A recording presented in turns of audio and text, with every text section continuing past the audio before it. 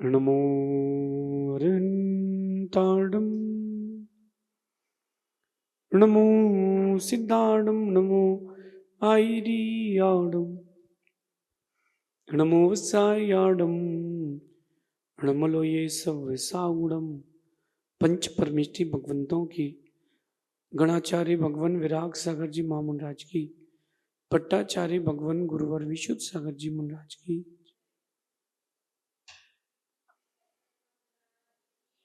या हम सभी अपने जीवन में सुख और गुणों की अभिवृद्धि के लिए नीति के विषयों का श्रवण कर रहे हैं।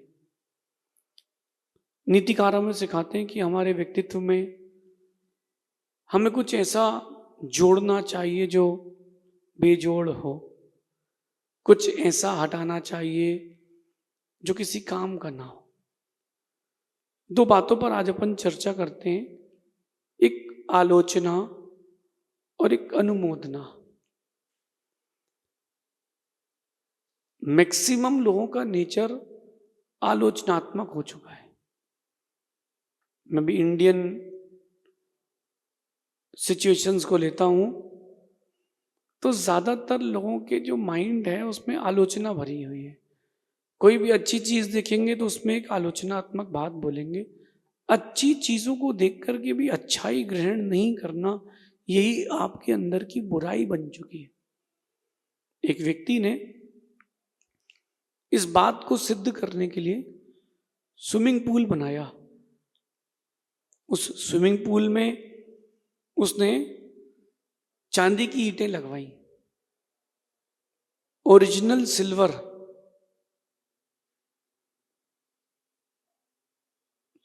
चांदी की ईंटें स्विमिंग पूल के फर्श में। लेकिन उसने बहुत माइंडसेट से काम किया। जहां से व्यक्ति उतरता है,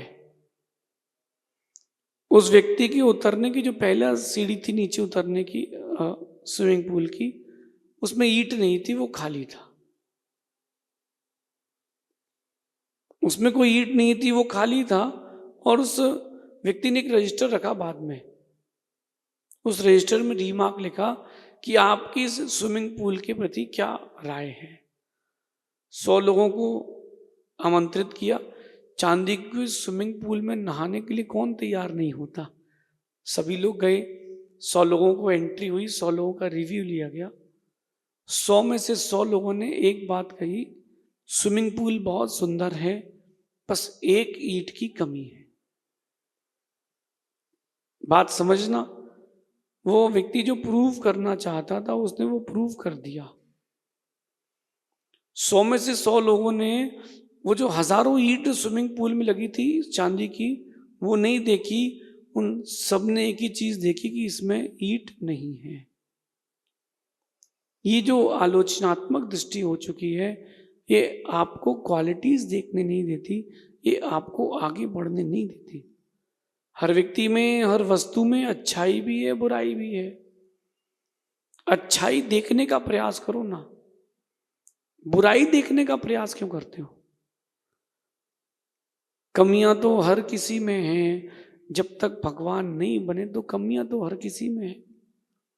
कहते हैं कि कमियों से जुदा तू भी नहीं और वो भी नहीं, दोनों ही इंसान है, भगवान दोनों ही नहीं। आप किसी व्यक्ति की गलतियां देख करके उसके प्रति आलोचनात्मक भाव रखते हो तो एक मिनट के लिए सोचो ना कि आपके अंदर भी तो कमी है। Nobody is perfect in this world. इस दुनिया में, इस वर्ल्ड में कोई परफेक्ट नहीं है। तो दूसरों की आलोचना क्यों करें, हम अपनी आलोचना करें। अगर आप अपनी आलोचना करते हो तो आप बहुत ऊंचा व्यक्तित्व बना सकते हो, और दूसरों की आलोचना करते हो तो अपना व्यक्तित्व मिटा सकते हो। मैक्सिमम पीपल्स आलोचना में लगे हैं। कभी भी आप देखना, किसी की भी वीडियो हो, लोगों ने हमेशा आलोचनात्मक कमेंट ही किए हैं, प्रशंसात्मक बहुत कम लोग करते हैं। 100 लोग अगर किसी बात पर कमेंट करेंगे तो 80 लोग उसमें कहीं ना कहीं नेगेटिविटी ही देखते हैं। और यही नेगेटिविटी आपकी सफलता में, आपकी गुणवत्ता में बाधक है। देखो, अच्छा देखो। आप किसी को देखो तो अच्छा देखो। हर व्यक्ति में क्वालिटी है। एक प्रसंग है गीता का, महाभारत का। बचपन के दिन थे और माता पिता की आज्ञा से कौरव और पांडव दोनों द्रोणाचार्य के अंडर में गुरुकुल में रहकर के शिक्षा को प्राप्त कर रहे थे। गुरु द्रोण हर किसी को, अपने छात्रों को एक से एक शिक्षा देना चाहते थे, क्योंकि राजपुत्र थे।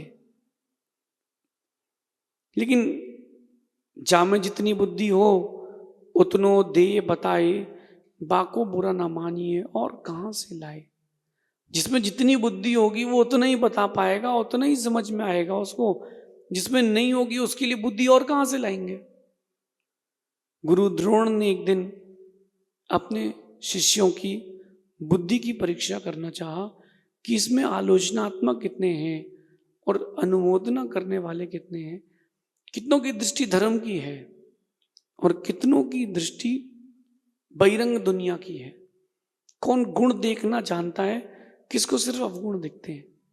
धीरे से गुरु द्रोण ने एक टोकनी मंगवाई और उसमें मोती चूर के लड्डू रखवाए, जिसकी सुगंध ही भौरों को खींच कर लाती हो अपने पास। ऐसे सुंदर सुंदर मोदक उन्होंने दिए सबसे पहले सुद्योधन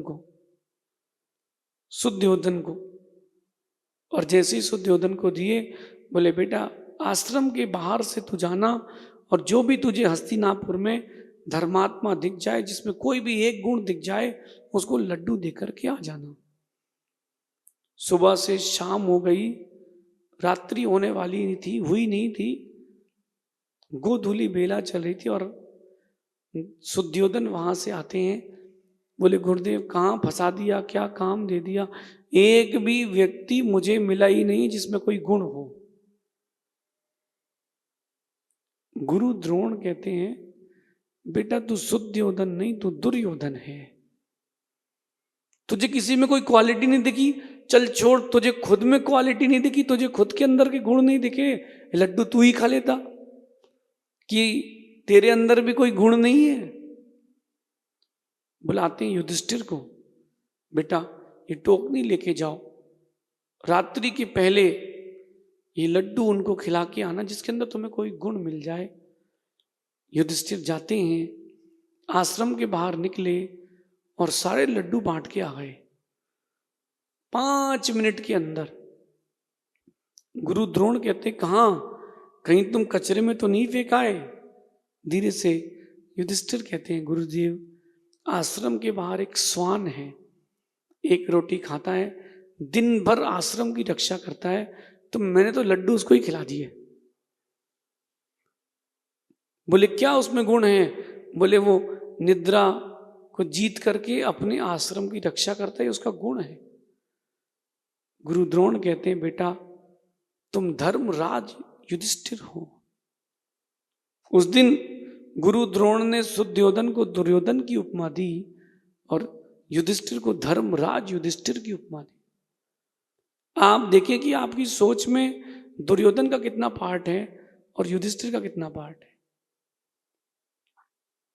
आपके अंदर रावण है कि राम है, कितने परसेंटेज में क्या क्या है, सर्च करो, एनालिसिस करो। कि दूसरों के बारे में टिप्पणी करने में बड़ा मजा आता है, दूसरों की आलोचना करने में बड़ा मजा आता है। इसको कहते हैं निंदा रसालू, साहित्य की भाषा में इसको कहते हैं निंदा रसालू। निंदा करने में बहुत मजा आता है, दिन भर निंदा करवा लो, बिना खाए पिए रह लेंगे, लेकिन लोगों की बुराई किए बिना नहीं रह सकते। ये जो आपके अंदर का पार्ट है आलोचनात्मक, ये आपकी गुणवत्ता गिराता है, आपको सफल होने से रोक रहा है। मेरी इस बात को जितनी जल्दी समझोगे उतनी जल्दी आपके आगे का रास्ता खुलेगा। आज की नीति में यही कह रहे हैं, ज्यादातर लोग आलोचना करने में बहुत माहिर हैं। ज्यादातर लोग आलोचना करने में माहिर हैं, मगर किसी का आभार या बधाई देने में बहुत पीछे हैं ज्यादातर लोग। क्यों उसको क्या बधाई देना, कोई बड़ी चीज थोड़ना है। और वही चीज आपने हासिल की हो तो 50 लोगों को आप पेड प्रमोशन कराते हो कि मेरे लिए बोल देना, 2 मिनट की वीडियो बोल देना ताकि मेरा प्रमोशन हो जाए। कई बार पेड प्रमोशन भी कराते हो। क्यों? जब तुमको प्रशंसा कोई करता है, जब कोई आपकी किसी अच्छी बात की बधाई देता है, आभार व्यक्त करता है, तुमको अच्छा लगता है ना। तुमको अच्छा लगता है तो दूसरे को भी अच्छा लगता है। लेकिन वो अंदर की कंजूसी, अच्छे शब्दों को बाहर कहने में कंजूसी, वो जो अंदर की आपकी कंजूसी है वो आपको रोक लेती है कि नहीं, उसकी प्रशंसा करोगे तो 4 लोग उससे जुड़ जाएंगे। देखो, मैं कलियुग का साधु हूं, फिर से सुनना, मैं कलियुग में साधु बनाऊं लेकिन कलियुगी नहीं हूं। लेकिन एक बात आज इस कलियुग में सबसे कहना चाहता हूं, अगर इस कलियुग में एक साधु किसी साधु का आभार व्यक्त कर दे, उनको बधाई दे दे, उनकी प्रशंसा कर दे, मान लेना कि सच में वो साधु है। क्योंकि जो साधु के वेश में असाधु हैं वो केवल आलोचना करते हैं, उनको और कोई मतलब नहीं। क्योंकि किसी और की प्रशंसा करेंगे तो भक्त उनके पास चले जाएंगे। आप देखो वैदिक दर्शन में चले जाओ, एक बाबा दूसरे बाबा की बुराई करता है। जैन दर्शन की ओर आओगे तो एक साधु दूसरे साधु की बुराई करते मिलता है। कहीं ना कहीं ये साधुपना नहीं है, ये आलोचनात्मक दृष्टि है। आज से, अभी से इस नीति को जीवन में उतारना। कुछ नहीं हो तो सीता के जीवन से प्रभावित हो जाना।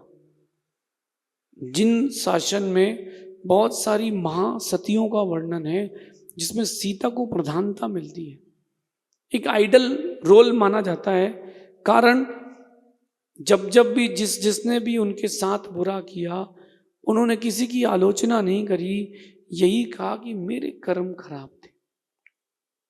लेकिन किसी अच्छे कार्य की अनुमोदना, आभार व्यक्त करना और बधाई देना उन्होंने बखूबी किया।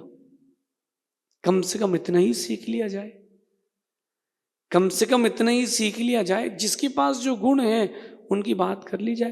अगर किसी का बेटा टॉप करके आता है तो धीरे से आप कह देते हो अरे नकल की होगी, पेपर मिल गया होगा, सेटिंग है, पैसे वाले का बेटा है, पैसे से पास हो जाता है। और अगर कहीं गरीब का बच्चा पास हो गया तो अरे पेपर मिल गया होगा उसको, उसने कहीं ना कहीं जुगाड़ कर ली होगी, ये कहीं पास हो रहा क्या, वो तो गधा है। बात समझना, कोई भी चीज आपके सामने आती है तो उसको आप सबसे पहले नेगेटिव ही देखते हो, अपने थॉट को पॉजिटिव करो। आलोचनात्मक दृष्टि हटाइए। जो आप देखेंगे, जैसा आप देखेंगे वैसा आप बनते जाएंगे। आपकी आंख के सामने अगर कोई मल का टुकड़ा रख दे, मल का एक पिंड रख दे तो आपका मुंह बन जाएगा। वहीं आपके सामने कोई सुंदर मिठाई रख दे, कलाकंद रख दे, चेहरा खुश हो जाएगा। जैसी चीजें आप देखोगे वैसे आपके दिमाग में छपेंगी, और जैसी छपेंगी वैसा आपके साथ भविष्य में होगा। जो हम देखते हैं वो हमारे जीवन के लिए, आगे के लिए एक डाटा सेविंग जैसा हो जाता है। आगे जाकर के वो चीज माइंड में सेट होती है। आलोचना करेंगे तो आलोचनात्मक दृष्टि रहेगी। क्यों ना हम अपने आप को आलोचनात्मकता से बचाएं, आभार व्यक्त करें। कितना अच्छा लगता है, किसी ने आपके साथ अच्छा किया और आपने उसके लिए आभार व्यक्त किया, कितना अच्छा लगता है। कोई आपको बधाई दे दे कि बधाई हो, आज आपके यहाँ गुरुजी आए हैं, कितना अच्छा लगता है। कोई आपका आभार व्यक्त करे कि भैया आपने मेरी मदद कर दी, आप अपने आप में बहुत ग्रेस फील करते हो। लेकिन सामने वाले को ग्रेटिट्यूड तब फील होता है जब आपके अंदर कोई गुण हो। आप ये गुण जागृत करें, बधाई देना प्रारंभ करें, बिना मतलब की मत दे देना। जो उसके पास है उसकी बधाई दो, उसका आभार व्यक्त करो। अगर कोई छोटा सा बच्चा मंदिर में दिख जाए तो उसको आभार व्यक्त करना, बेटा आप मंदिर आए हो, आपके लिए बहुत धन्यवाद, क्योंकि आप हमारे लिए एक आदर्श हो, आपको देख करके और भी बच्चे मंदिर आएंगे। ऐसा आभार व्यक्त करो, उस बच्चे को लगेगा कि हाँ मैंने कुछ किया है, और उसको पुनः एक मोटिवेशन मिलेगा अपने उस काम के लिए आगे जाने के लिए। लेकिन आप लोग ऐसा नहीं करते। अगर किसी का बच्चा मंदिर आ जाए तो आप उसके माता पिता की बुराई करते बाहर मिलते हो। बेटा बड़ा धर्मात्मा और पिताजी तो बड़े पापी हैं। मम्मी तो जहां देखो वहीं बुराई करते मिलती है। इसकी दादी तो ऐसी है। जो व्यक्ति आभार व्यक्त करने योग्य उसका आभार व्यक्त करे। मैं आपको एक सलाह देता हूं कि आपको जिस भी व्यक्ति में, जिस भी वस्तु में जब भी कोई अच्छाई दिखे तो उसकी प्रशंसा करने में, उसको बधाई देने में हिचकिचाए ना, कंजूसी ना करें। ध्यान रखना, जैसा आप दोगे वैसा आपको मिलेगा। जो आप दोगे वही आपको मिलेगा। अगर कोई आपके आभार व्यक्त करता है, बधाई देता है, तो आपके माइंड में उसकी क्या इमेज छपती है, सोचिए कि he is a very good person for me, he is a very good person for me, ये मेरे लिए बहुत अच्छा आदमी है। ऐसे आप किसी का आभार व्यक्त करते हो, किसी की प्रशंसा करते हो, तो वो भी यही सोचेगा आपके लिए, he is a very good person for me. ऐसे ही आपके प्रशंसकों की, चाहने वालों की संख्या बढ़ेगी। आलोचना करने से तो घटेगी, किसी की भी करोगे घटेगी। आप अपने पिताजी को बहुत चाहते हो, कोई अपनी माँ को चाहता है, कोई अपने बेटे को चाहता है। लेकिन मैं एक बात करता हूं कि अगर आपके पिता गाली देते मिल जाए तो आप उनको अच्छा मानोगे कि नहीं? Reasons, I don't want any reason, मुझे कोई रीजन नहीं चाहिए। गाली दे रहा है इसका मतलब वो अच्छा व्यक्ति नहीं है। जब दूसरों की आलोचना कर सकते हो तो कहीं ना कहीं अपनों को भी समझा सकते हो।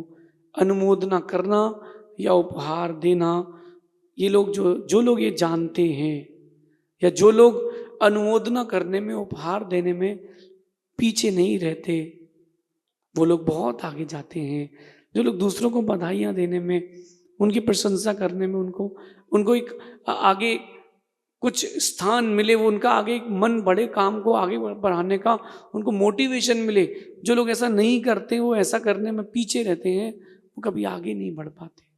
ये नीति आपके जीवन के लिए एक बहुत बड़ा उपहार, नया त्योहार लेकर के आएगी।